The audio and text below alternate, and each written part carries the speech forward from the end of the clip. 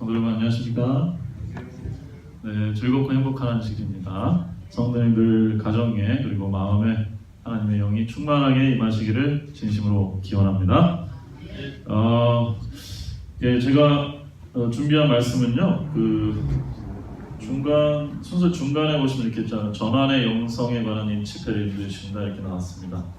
그래서 제가 좀 고민했던 부분들도 있습니다. 이게 시대의 전환을 어떻게 이룰 수 있을까 이런 고민으로 제가 원래 한 재작년부터 좀 사무엘상을 중심으로 연구를 좀 하던 게 있었는데 어떻게 또 이렇게 하나님께서 기회를 주셔가지고 이 좀 전환기의 영성 혹은 어떻게 우리가 상황 혹은 어려운 상황이나 어떤 시련 속에서 또 전혀 다른 또 새로운 계기를 마련할 수 있을까 이런 주제들로 5시간 정도 시간을 쓸 수 있게 될 것 같습니다. 오늘 첫 번째 시간으로 고난과 상처를 이기고 피어난 꿈이라는 주제로 우리 잘 아시는 요셉에 대한 이야기를 좀 말씀을 드리면서 우리 요셉의 삶에서 나타나는 그런 전환의 영성 저희가 좀 배워봤으면 좋겠다 이런 마음으로 이 단에 썼습니다.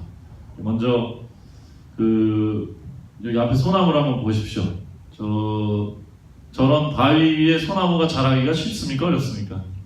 굉장히 어려운 일이죠. 예. 근데 일반 길가에 있는 소나무면 사람들이 쳐다볼까요? 안 쳐다볼까요? 쳐다보지 않습니다. 저렇게 어려운, 그렇죠? 어떻게 보면 소나무가 어떻게 저기서 씨가 내려가지고 뿌리를 내려가지고 저렇게 자라는가? 그게 이제 멋있어가지고 이제 저 산 위에 푸른 낙낙창송 이런 거 하면서 이제 저희가 이렇게 좋아합니다. 드라마 같은 경우도 그렇죠. 주인공이 어려움을 안 당하면은 드라마가 아닙니다. 저도 이제 제가 이제 고등학교 1학년 때 선생님들께서 제 성적을 이렇게 보시더니 영철아 너는 신학과 갈 성적은 충분히 된다 그렇게 말씀하시더라고요. 아주 넉넉하게 가겠다. 그래서 고등학교 3년 내내 제가 공부에 대한 부담이 없이 10시 이전에 자고 새벽 4시에 일어나서 아침에 말씀 2시간씩 보고 하루 종일 친구들한테 전도하고 찬양하고 그렇게 살았습니다. 저는 고등학교 3년 내내 천국 생활을 했죠. 그리고서는 수능을 봤는데 제가 제일 못 보던 점수보다 30점이 더 덜 나온 거예요. 그래서 신학과에 제가 후보 2, 3위인가로 떨어졌습니다. 저는 너무 충격을 받아가지고 이게 어떻게 된 일인가? 그래서 집에 이제 며칠을 앓아 있었어요. 친구들한테 창피하고 학교도 못 가고 이제 수능 끝나고 앓고 있는데 저희 어머니께서 아들아 일로 와. 내 옆에서 자라 그러시더라고요. 그래서 옆에 이제 어머니 옆에 엄마 왜? 그러는데 일로 와 아들아 옆에서 자고 싶어. 그래서 참 커가지고 그때 되게 오랜만에 저희 어머니 옆에서 자는데 자꾸 눈물이 나는 거예요. 저희 어머니한테 창피하기도 하고 그래가지고 고개를 이렇게 어머니 반대편을 돌리고 자는데 저희 어머니가 뒤에서 저를 꼭 안더니 그 대학을 떨어지든 뭐 서울대를 가든 너는 변함없이 내 아들인데 이렇게 기죽어 있니? 아들 기죽지 마. 다시 하면 되지. 그렇게 톡톡 해주시더라고요. 그래가지고 너무 이제 힘이 나가지고 바로 그 다음날 일어나가지고 가서 이제 학원을 등록하고 공부를 열심히 했습니다.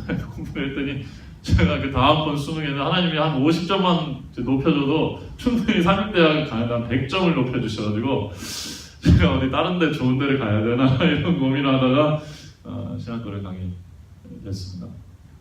한 몇 개월 정도 저는 좀 힘든 기간이 있었는데 그때 저희 어머니가 아주 재밌는 얘기를 해요. 나중에 이제 지난 다음에 한 몇 년 지난 다음에 그때 나도 되게 상심해 있는데 옆집 할머니가 와가지고 여보 요즘에 무슨 안 좋은 일 있어? 그래가지고 아들이 요즘에 원하던 대학에 떨어졌습니다. 그러니까 갑자기 어디 갔다 오더니 토종 비결을 봐오셨다고 자기 자네 아들 그 생년원일 내놔 해가지고 갔더니 할머니가 토종 비결을 잘 보는 분이에요.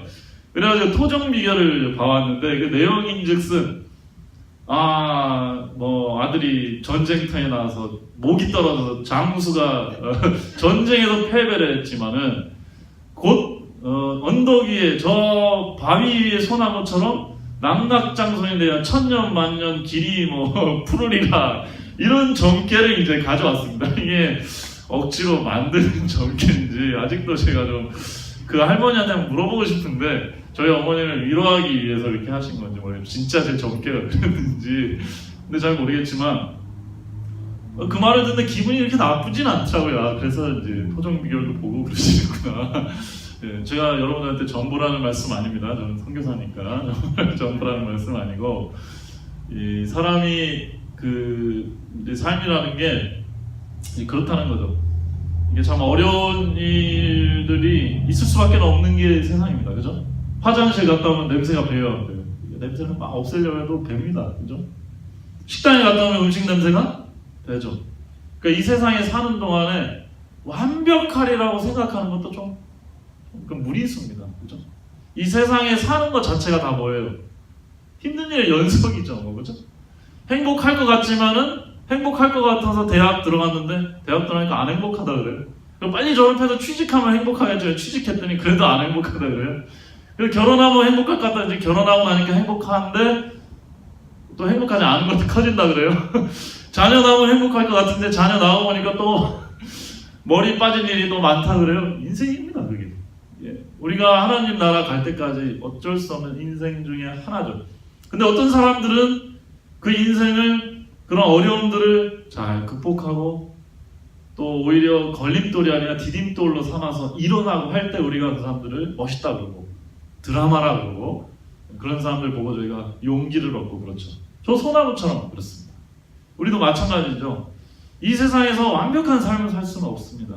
그러나 그 고난 속에는 다 뜻이 있고요. 그 고난들을 이겨내고 상처들 극복하고 하면서 다른 사람들에게 희망을 주고 감동을 주고 하는 것이 우리들의 삶인 것이죠. 심지어 우리는 토종 비결에서도 그런 기별을 받습니다. 성경에 이런 인물이 있습니다.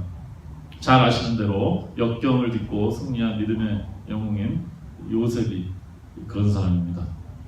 이 요셉의 이야기는 이 구약 문헌뿐만 아니라 고대 근동 문헌에서도 고난을 극복한 영웅의 스토리의 아주 전형입니다.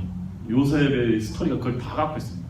아주 사랑받는 아들로 태어났지만 극심한 고난을 당했다가 완전한 반등을 이루어가지고 인생 역전을 이룬 이런 스토리.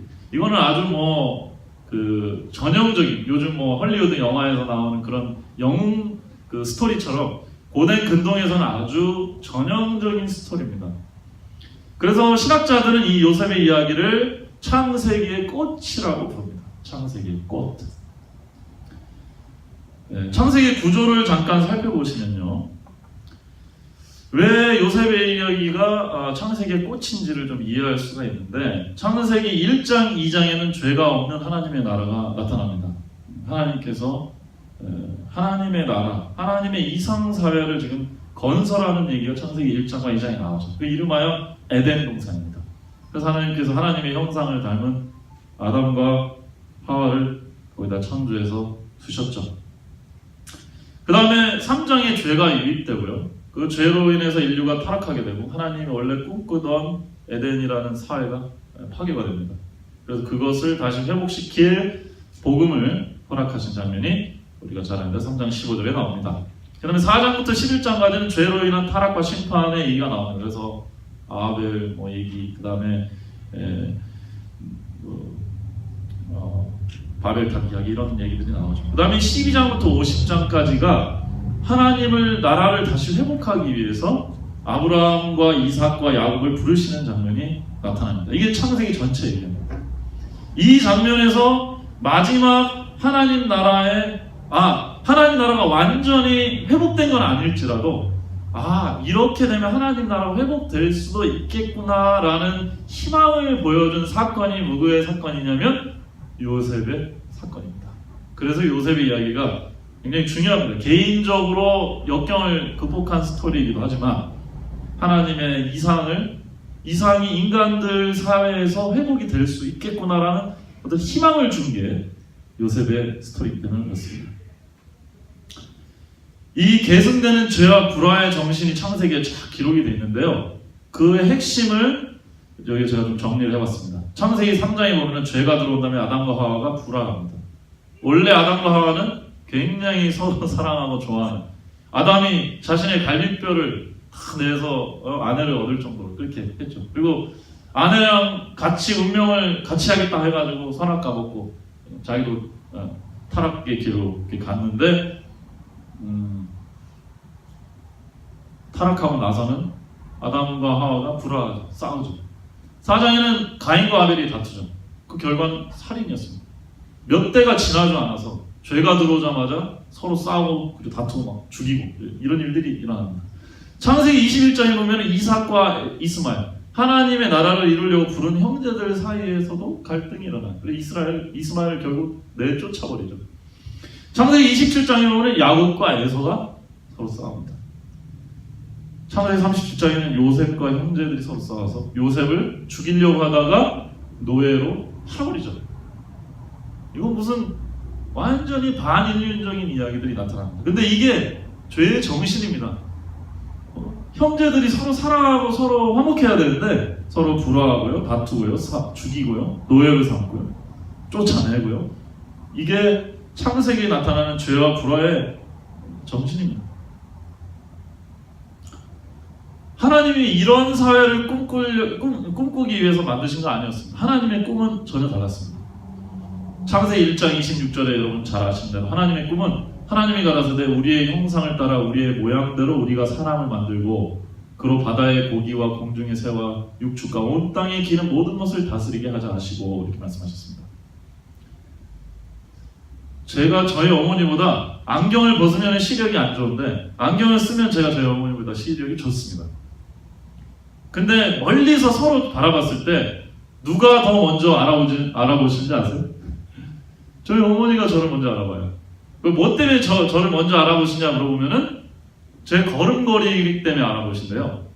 몸을 이렇게 흔들면서 걷는 걸음걸이를 저 멀리서 저를 보고 아시는 거예요. 근데 그 걸음걸이가 어떻네 그러니까 너희 아빠랑 똑같아. 너희 아빠랑 똑같다 그러는데요. 근데 저는 저희 어머니를 멀리서 한참 지나야 알아보죠. 모습이라든지 얼굴을 봐야 알아보는데 저희 어머니를 금방 알아봐요. 저희 아버지도 마찬가지예요. 저를 금방 알아보는 거예요. 멀리서. 그죠? 그리고 제가 어디 군대 들어갈 때 이렇게 코너를 돌아서 쭉 멀리 가는데 저는 뭐 부모님들이 안 보이는데 저희 부모님은 야 너 거기서 어떻게 해가지고 어디로 갔지? 다 기억하셔요. 하나님의 형상과 하나님의 모양으로 창조됐다는 얘기를 여러분 잘 하셔야 됩니다. 하나님이 실제로 물리적으로요, 외모적으로 우리 인간이 하나님하고 더 가깝게 생겼을까? 원숭이하고 더 가깝게 생겼을까요? 생긴 거는 원숭이랑 더 가깝게 생겼습니다. 하나님이 어떻게 생긴 줄 알아요? 예. 하나님이 저희처럼 눈, 코, 입이 있나요? 귀가 있나요? 발이 있으실까요? 예, 하나님은 그런 형태가 없습니다.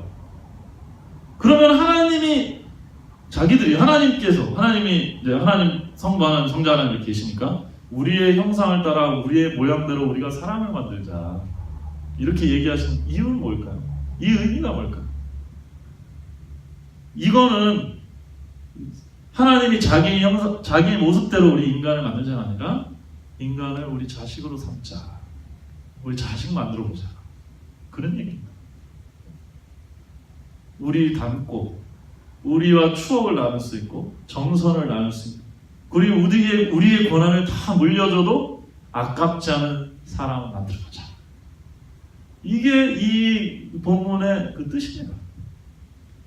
그래서 누가 엄청난 돈을 대주고 물질을 다 대줄 테니까 재료를 다 대줄 테니까 저희 부모님한테 똑같이 생긴 아들 만들어가지고 그 존재랑 살으라고 저희 어머니가 그거 만들어가지고 살까요? 지금 제 인간 윤영철하고 저랑 똑같이 생긴 그 엄청나게 비싼 돈을 들여서 최첨단 과학을 들여서 만들어 놓은 어떤 인조인간하고 완전히 틀립니다. 모양과 형상은 똑같은 것 같지만 저희 어머니 마음속에는 그 인조인간하고는 마음의 정성 하나도 연결이 안 돼 있죠. 저희 어머니 몸을 터뜨리고 나온, 그래서 어렸을 때부터 자기 닮은 눈동자, 지 아빠 닮은 걸음걸이를 가진 그 추억을 다 공유한 저 윤영철만이 사랑의 끈으로 딱 연결되어 있는 거예요. 그렇죠? 그래서 제가 죽으면 어떻게 해? 제가 죽으면 아무것도 물리적으로 연결이 안 되는데 저희 어머니 죽으려고 그러는 거죠. 제가 교도소 가니까 저희 어머니 죽으려고 그러고, 저희 아버지는 난방도 안 켜고 2년 동안 사실. 그게 뭐, 둘 사이에 뭐가 있다? 보이지 않는 사랑의 끈, 관계의 끈이 딱 있는 거거든요. 왜? 저 녀석은 내 형상과 내 모양을 닮은 내 자식. 지금 하나님이 인간들한테 그 얘기하는 겁니다. 아직 창조도 하질 않았는데 아담과 하와가 누구예요? 네, 내 새끼, 내 새끼. 이 사람이 내 새끼. 그러니까 지금 벌써 창세기 1장 26절에 하나님께서 사람들을 얼마나 사랑하신다는 얘기를 지금 하고 계신 겁니다. 하나님이 저희를 그렇게 사랑하시죠. 믿으십니까? 우리는 하나님의 눈에 넣어 안 아플 자식들보다 더 귀한 존재들입니다. 그래서 창세기 1장이 시작하기도 전에 사실은 창세기 1장 26절이 시작된 거예요. 이러한 인간들이 살 아름다운 공간을 만들어보자. 그래서 거기에는 빛도 있어야 되고, 전구 예쁜 거 달듯이 빛도 있어야 되고, 먹을 것도 있어야 되고, 인형도 있어야 되니까 새들 하나를 만들어서 색깔도 예쁘고, 노랫소리도 예쁘고, 먹을 것도 하나는 시게, 하나는 달게, 하나는 시원하게, 하나는 영양가 있게, 고소하게, 이렇게 만든 겁니다. 이 모든 게 다 저희를 사랑하셔가지고 그렇게 하신 거죠. 이게 하나님의 꿈이었습니다. 근데 죄가 들어오니까 이 꿈이 어떻게 됐어요? 깨져버렸어요. 하나님 마음 너무 아파. 그렇게 사랑을 나누려고 키운 자식이 갑자기 병에 걸린 겁니다. 이 병을 치유하기 위해서 부모님이 다 하겠다, 다. 그래서 우리가 다 아는 대로 하나님께서 자기 아들을 보내신 거예요. 하나님의 형상과 모양을 따라 하나님의 나라를 만들려고 한 겁니다. 에덴 동산에. 근데 아담과 하와가 타락해서 그 일을 이루지 못하게 됐죠. 정말 슬픈 이야기들이 이제 시작됩니다. 하나님은 그냥 아담아 너 어디 있냐? 아담이 타락한 이유는 죄책감이 들어서 숨었습니다. 그러니까 하나님은 그냥 아담아 너 뭐 잘못했냐 이렇게 혼낸 것도 아니에요. 아담아 너 어디 있냐? 그러니까 막 핑계를 대면서 아담이 가로되 뭐라고요? 하나님이 주셔서 나와 함께 하신 그가 나를 나무의 실과를 내게 줘서 내가 먹었습니다. 아니, 하나님이 그 전에는 제가 갈빗대를 희생해서라도 내 짝꿍을 얻고 싶습니다. 하나님 이래가지고 얻었더니 나중에는 타락하고 나니까 뭐라 그래요? 당신이 주셨잖아요. 그 여자를 당신이 죄를 짓자마자 나타나는 성향이 뭐가 되냐? 남 탓을 하기 시작합니다. 핑계를 대기 시작. 우리가 정말 사랑이 충만할 때는 그렇게 안 하죠, 그죠? 아내가 잘못해도 내 탓, 남편이 잘못하면 내가 내 탓. 그래서 서로 덮어주는데 이 사랑이 식어지고 깨지기 시작하면은 뭐부터 시작되냐? 뭐 잘못이 일어나면 내 탓 아니야, 당신 탓이야. 이렇게 하기 시작하는 거예요. 이게 하나님의 나라가 타락하자마자 생겨난 어떤 현상 중에 하나입니다. 두 번째는요, 가인에게서 죄의 정신이 드러나는데 여호와께서 가인에게 이르시되 내 아우 아벨이 어디 있느냐? 그가 가로되 내가 알지 못하니까 내가 내 아우를 지키는 자니까. 하나님께서 아벨의 죽음을 보셨죠. 얼마나 가슴이 아팠을까. 얼마나 자기의 형상과 모양을 따라 만든 인간들이 서로 하나님의 형상과 모양을 짓밟으면서 막 싸우고 하나님 너무 가슴이 아프죠. 아벨이 없었어요. 아벨 어디니? 가인에게 야, 네 형제 아벨이 어디니? 하나님 그냥 그렇게만 물었습니다. 아벨이 어디니? 가인이 내가 내 아우를 지키는 사람입니까? 너무 싸늘한 무관심해. 그 사람하고 나하고 무슨 상관입니까? 이런 정신이 드러나기 시작했습니다.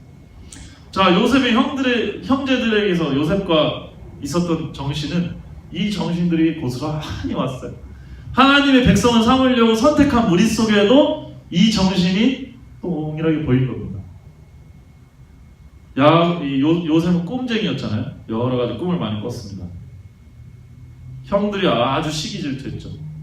야곱이 요셉을 특별히 사랑해가지고 막 채색 옷 입혀주고 아주 제일 좋은 수트 입혀주고 막 이렇게 사랑해주고 하니까 엄청 시기했습니다. 나중에 한 거친 곳에서 요셉이 형들 도시락을 가지고 이제 갈 때 형들이 이렇게 얘기해요. 창세기 37장 서로 이르되 형제들이 저기 꿈꾸는 자가 온다. 자, 그를 죽여 한 구덩이에 던지고 우리가 말하기를 악한 짐승이 그를 잡아먹었다 하자. 그 꿈이 어떻게 되는 것을 우리가 볼 것이니라 하는지라.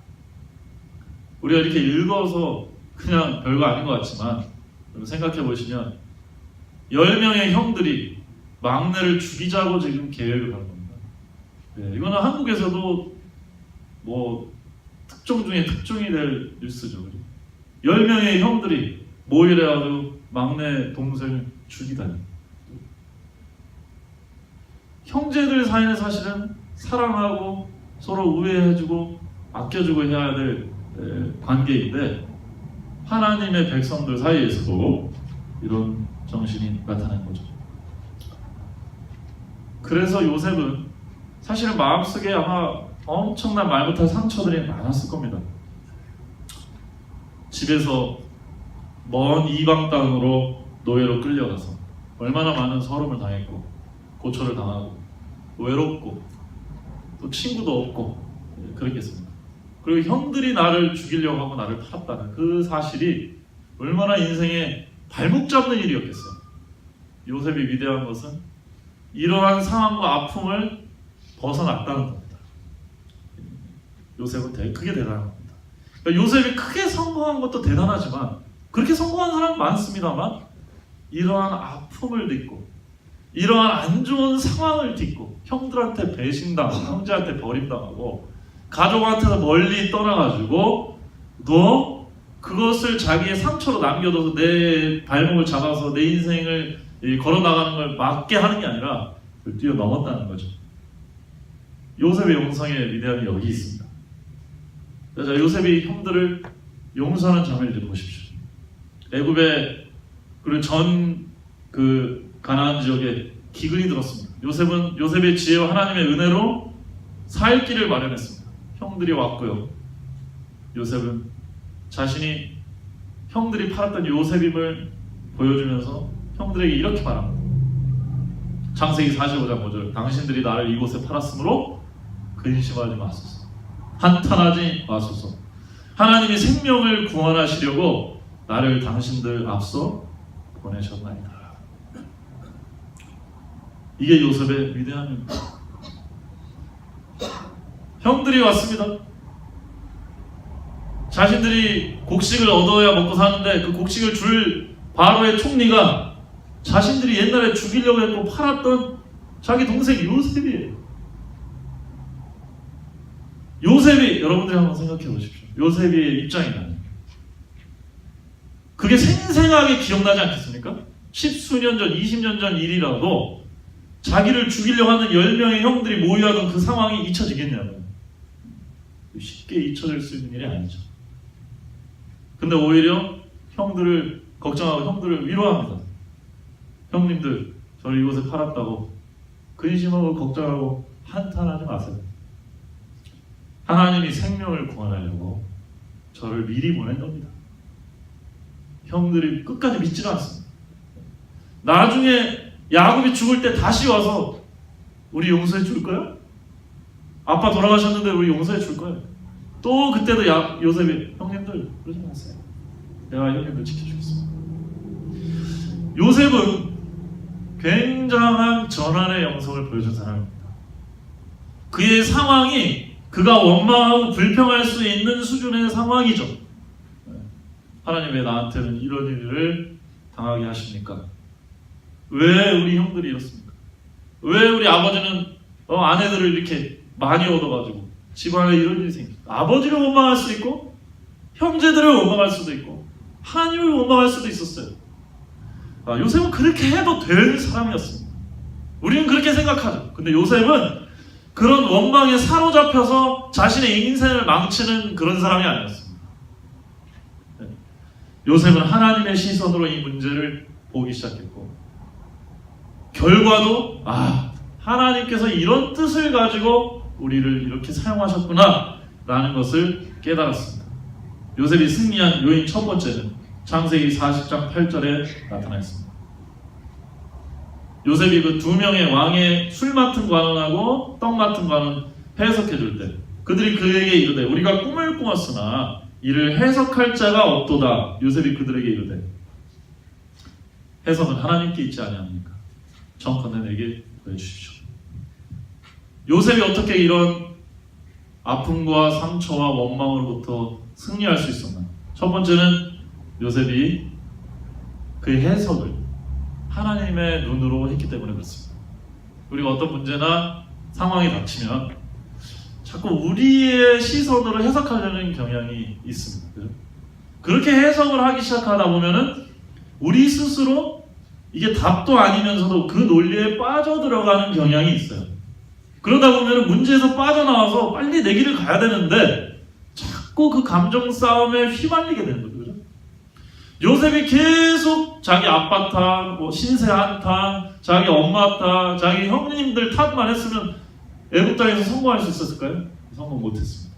그걸 빨리 뒤로 넘겨버리고 하나님께 그 해석, 나는 이거 모르겠습니다. 왜 이런 일이 생겼는지 모르지만 하나님 해석해 주십시오. 하나님이 해석해주는 해석 따라가 있습니다. 나는 모르겠습니다. 나는 모르겠고 하나님께 내가 이 해석을 맡기고 저는 저에게 주어진 일을 하겠습니다. 그래서 성실하게 열심히 살다 보니까 어이구 저렇게 이방인들 와서 열심히 사네? 일을 잘하네? 어떻게 저렇게 살지? 그래서 하나 한 단계 한 단계 올라가서 나중에 총리까지 된 거예요. 그리고 나서 해석을 해보니까 하나님이 해석을 해주셨어요. 이미.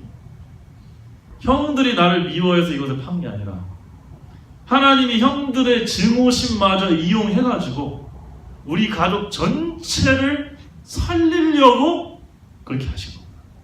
그럼 내가 형들을 미워하거나 원망할 이유가 없구나.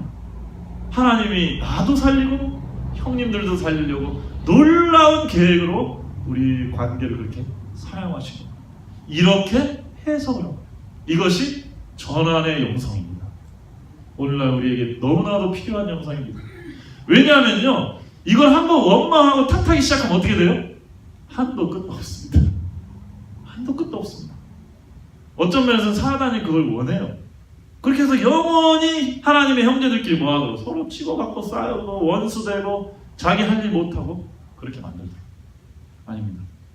빨리 과거의 아픔과 상처는 던져버리고 해석은 하나님께 맡기고 이 온전한 해석은 하나님께서 해주시고 그렇게 맡기고 여러분들에게 주어진 일을 성실히 그리고 믿음으로 꾸준히 그렇게 이어나가시기를 진심으로 바랍니다. 두 번째 승리의 요인을 한번 보겠습니다.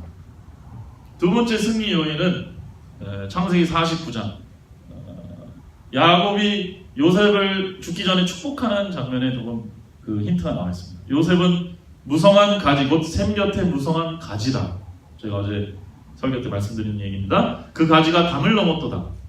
그 다음 성경절부터가 중요합니다. 활 쏘는 자가 그를 학대하며 그를 쏘며 그를 곤박하였으나 요셉의 활이 도리어 경강하며 그의 팔이 힘이 있으니 야곱의 전능자의 손을 힘입음이라.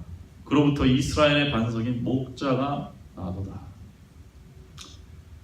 요셉이 그 상처와 아픔을 이겨내는 게 쉬운 일 아니었다는 얘기예요. 활이 자기 가슴을 쏘는 것 같은 아픔이 있었다는 얘기입니다.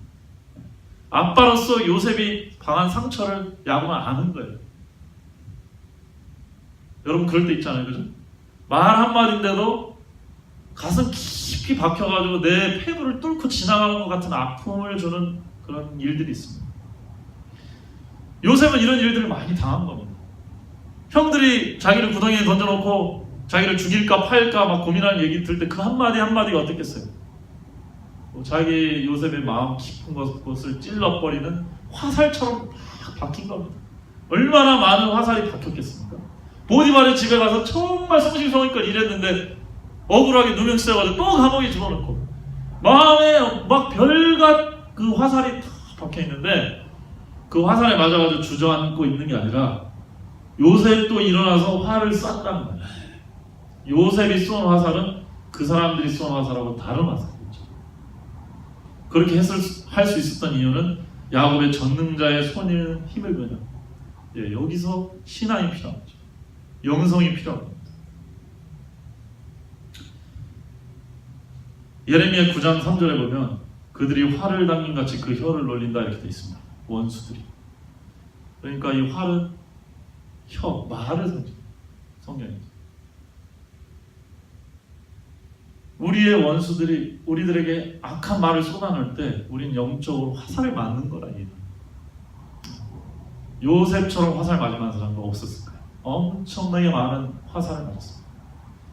그러면 일반 사람 같으면 그 화살 맞고 그냥 지쳐 쓰러져 버리죠. 그죠?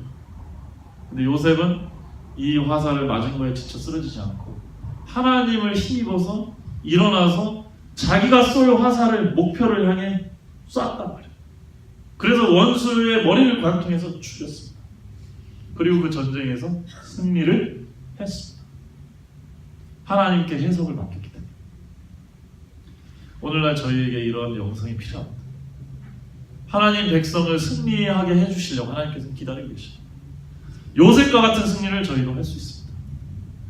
우리에게 하나님 백성에 주어진 고난은 그리고 아픔은 의미가 없는 게 하나도 없습니다. 우리가 당하는 고난은 다 뜻이 있는 고난이고 그 고난을 통해 이렇게 요셉처럼 승리하고 하나님의 영광을 드러낼 때 우리는 올바른 해석을 그제서야 얻게 될 거예요. 하나님이 나를 무관심해서 내가 이 고난 당한 게 아닙니다. 저 사람이 정말 재수 없게 저 사람을 만나가지고 내가 지금 아프고 힘든 게 아닙니다. 지나고 보면 그 모든 고난과 어려움 속에 하나님의 뜻이 있었던 거예요. 그 하나님의 뜻으로 우리가 뜻 안에서 하나님을 더 깊이 알고 결국에는 더 많은 사람에게 유익을 끼치도록 하나님께서 저희에게 그 고난을 잠깐 허락하신 겁니다. 그런 믿음을 가지시기 바랍니다. 예수님이 십자가 달려 돌아가셨습니다. 왜요? 우리의 이 일그러진 형상과 모양을 회복해요. 아까도 말씀드렸잖아요. 하나님이 우리에게 기대하는 그 아름다운 이상이 있었어요. 우리가 하나님의 자녀로서. 그게 깨져버리자 하나님도 어찌할 수 없었습니다. 예수님이 십자가 달려 돌아가실 때 쉽게 돌아가신 거 아닙니다. 그리고 육체적인 고통 때문에 돌아가신 거 아닌 거 아시죠? 아버지와 아버지 어찌하여 나를 버리시나이까. 그러면서 돌아가셨습니다. 하나님하고 찢어지는 그 고통이 예수님을 죽였어요. 우리 이 십자가의 고통을 잘 이해를 못합니다. 하나님이 얼마나 사랑이신 분인지를 잘 모르면 이 십자가 고통이 잘 이해가 안 됩니다. 이걸 잘 이해를 못하면은 우리를 하나님이 얼마나 사랑하시는지 이것도 잘 이해가 안 되는 거예요. 하나님은 사랑이신 분입니다. 그래서 예수님하고 한순간도 떨어지고 싶지 않아요. 우리가 우리 자녀들이랑 어렸을 때 그렇게 자녀를 사랑하고 1분 1초도 떨어지면 걱정되듯이 하나님도 예수님하고 그런 관계입니다. 왜 그 관계를 떨어뜨렸을까? 우리 때문에 그래요. 우리 때문에. 하나님 우리도 마치 예수님처럼 그렇게 사랑했기 때문에 우리 형상과 모양대로 사람을 만들자 할 때부터 하나님께서는 인간들을 그렇게 사랑할 마음을 품고 계시기 때문에 그래요. 그 인간들, 그 사람들을 얻기 위해서 자기의 사랑하는 독생자를 내보내주신 것입니다. 그 십자가의 희생이에요. 하나님이 얼마나 사랑이신 분인지를 알면은 이 십자가가 굉장히 다르게 보입니다. 아, 우리 때문에 이렇게 큰 이런 희생을 하다. 그죠? 어느 누가 자기 자식을 죽입니까? 누구를 얻기 위해서? 다른 자식을 위해서도 자기 자식을 죽이기는 힘든 겁니다. 예수님의 십자가의 의미는 그것입니다. 요셉의 형님들을 용서하는 그 사건은 인류를 용서하는 예수님을 표상하는 거죠. 모든 사람들에게는 두 가지 부채감이 있습니다. 하나는 다른 사람이 나에 대한 것, 그죠? 다른 사람이 나한테 빚진 것처럼 느끼는 게 있죠. 그건 억울함, 서운함 이런 거예요. 네, 우리가 인생 살다 보면 느낍니다. 내가 한 것보다 저 사람이 나한테 더 잘 못해주거나 그럼 분명히 이렇게 내가 이렇게 노력을 해줬으면 이렇게 페이백을 해줘야 되는데 그렇게 못해줄 때 난 억울하죠. 그죠? 또 내가 다른 사람에 대한 부채감이 또 있습니다. 그 미안함이요 죄책감이죠. 저희 어머니 아직도 요즘에도 계속 그런 말씀하셔요. 아유 아들아 내가 못해줘서 미안해. 뭘 못해줘서 미안해요. 그런 말 하지 마세요. 못해줘서 미안해. 아마 영원히 돌아가실 때까지 그렇게 생각하실지 모르겠어요. 못해줘서 미안해. 못해줬으면 미안해. 이게 사실은 죄로 인해 생긴 겁니다. 요셉의 형제들과 요셉은 이 마음들이 가득했습니다. 그 집안 안에 이 마음이 다 가득했죠. 형들도 요셉 팔아놓고 마음이 편했을까요? 살아가면 살아갈수록, 자기들도 자식 낳고 키워나갈수록 우리가 아버지한테 못할지 된다. 왜? 야곱이 죽으려고 그러니까. 내 사랑하는 아들 요셉이 짐승에 찢겨 죽었구나. 나도 같이 무덤에 내려갈란다. 그래서 형님들이 와가지고 우리 아들들이 11 더 있지 않습니까? 아버지 그만 오세요. 위로가 안 돼. 위로가 안 된다. 그래서 위로를 안 받았습니다. 성경은 위로가 안 되죠, 당연히. 이게 예수님이 십자가에 오신 마음이죠. 온 우주의 천사들이 지구 하나쯤 버리면 안 됩니까? 지구인들 하나쯤 버리면 되죠. 죄지고 갔다고 뭐 어떻게 하셔야 돼요? 아니야, 내가 내려갈게. 천사에 놀라가지고 어딜 내려가니까 그 지구인들 좀 타락했다고 그냥 놔두세요. 그냥 알아서 멸망하게. 뭘 내려가십니까? 안 돼. 천사들 너희들로도 다 위로가 안 돼? 안 돼. 내가 내려가야 돼. 내가 죽을래. 그리고 쟤네 살리자. 이 마음이거든요. 형들이 이걸 보고 마음에 부채감이 없었겠네요. 얼마나 마음이 미안하고 죄책감이 깊이 들고 한이 됐겠어요. 아버지 돌아가실 때까지 우리는 고개 들고 떳떳하게 살 수 없겠다 생각했죠. 그리고 자기 자녀들한테도 얼마나 나쁘끄러운 일입니다. 요셉은 반대로 그 서운함과 억울함이 얼마나 컸겠어요.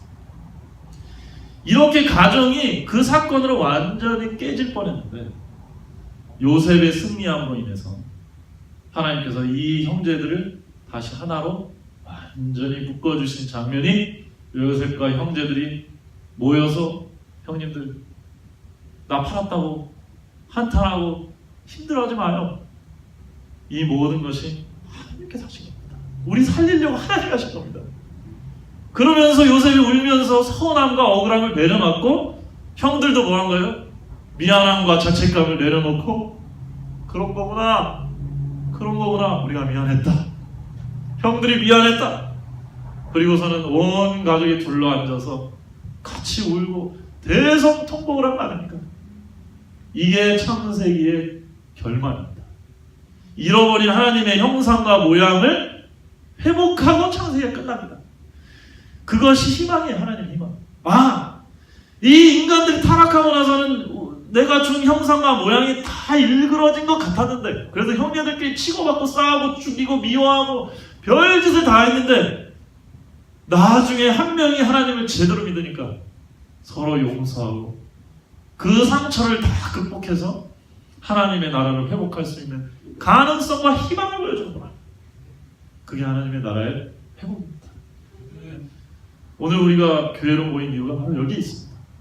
세상에 살다 보면 우리도 죄인의 이 죄가 많은 세상에 살기 때문에 우리도 냄새가 배고 우리도 냄새가 나는 삶을 살 수밖에 없습니다. 나부터 살아야 되기 때문에, 나부터 디펜스 해야 되기 때문에, 나부터 옹호해야 되기 때문에.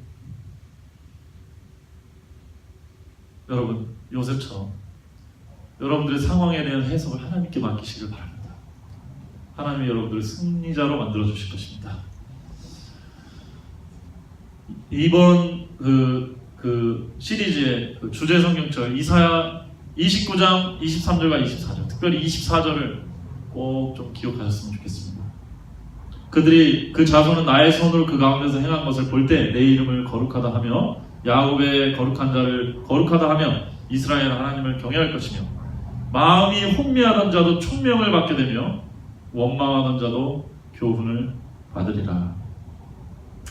여기 보면 마음이 혼미하던 자와 원망하던 자가 대꾸가 되어 있고 총명하게 되며 교훈을 받으리라가 대꾸가 되어 있습니다. 교훈을 받는 자가 당연히 총명하게 되겠죠. 원망하는 사람은 마음이 혼미하게 됩니다. 다른 사람들의 잘못 혹은 여러 가지 일들로 마음에 원망이 들기 시작하면요, 여러 가지 다양한 생각이 들면서 마음이 혼란스러워지죠. 그럴 때 이사야 29장 23절처럼 하나님이 우리 가운데 행하신 일을 보시길 바랍니다. 십자가를 바라보시고 요셉을 바라보시고 우리 마음에 혼미한 것을 총명으로 바꿔주시는 하나님의 능력을 의지하게 되시기를 진심으로 바랍니다. 저희들이 많은 시련을 이렇게 당합니다. 사단이 저희들 마음에 부채감을 넣어요. 너 억울하지 않냐? 너 억울하지? 그렇게 하다 보니까 마음속에 혼란스러운 생각이 들어요. 그래서 미운, 다툼, 치기 질투 막 일어나면서 나중에는 굉장히 걷잡을 수 없게 됩니다. 하나님의 뜻을 바라보길 되시길 진심으로 바랍니다. 요셉처럼 그의 해석을 하나님께 맡기고 그런 어려운 상황 속에 있는 하나님의 뜻을 받으시면 요셉처럼 오히려 그 고난과 어려움 속에서 총명과 지혜를 받게 되시기를 진심으로 바랍니다. 하나님께서 하나님 자녀에게 어려움을 허락하신 이유는 반드시 이런 뜻이 있고 우리 마음속에 아픔을 주시려고 한 것이 아니라 하나님의 지혜와 교훈을 풍성하게 드러내기 위해서 그렇게 하시는 것이라는 사실을 믿으시기를 진심으로 바랍니다. 고난과 역경 속에서도 우린 열매 맺는 인생을 살 수 있습니다. 요셉처럼 이 어려움을 극복하고 뚫고 나가서 하나님의 영광을 드러내고 열매 맺어서 주변에 오히려 풍성한 열매를 나눌 수 있는 저와 모든 성도님들 되시기를 진심으로 바라면서 말씀을 드리도록 하겠습니다. 감사합니다.